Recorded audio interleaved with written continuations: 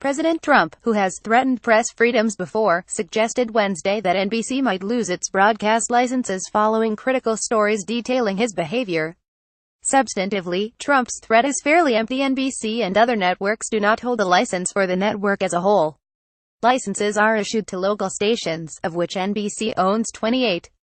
Under deregulatory measures that Republicans successfully pushed over the past generation, challenging the license on the grounds that coverage is unfair or biased would be extremely difficult.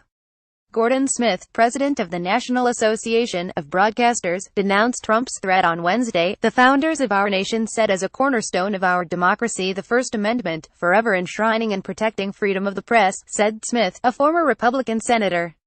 "It is contrary to this fundamental right for any government official to threaten the revocation of an FCC license simply because of a disagreement with the reporting of a journalist," he said.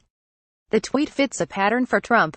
His threat of government retaliation against NBC followed a tweet Tuesday that threatened the tax status of the National Football League.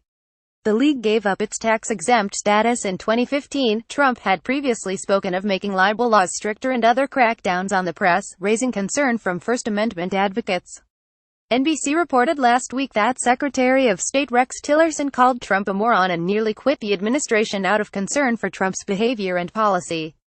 The network followed up Wednesday with a report on what had prompted the moron comment. Tillerson made the comment following a July 20 meeting of top national security leaders at which Trump advocated a near tenfold increase in the nation's nuclear arsenal, questioning why he lacked the stockpile that U.S. presidents had during the height of the Cold War. The network reported, the U.S. has since entered into numerous treaties and other legally binding agreements to slow the nuclear arms race. Trump has been furious at the coverage.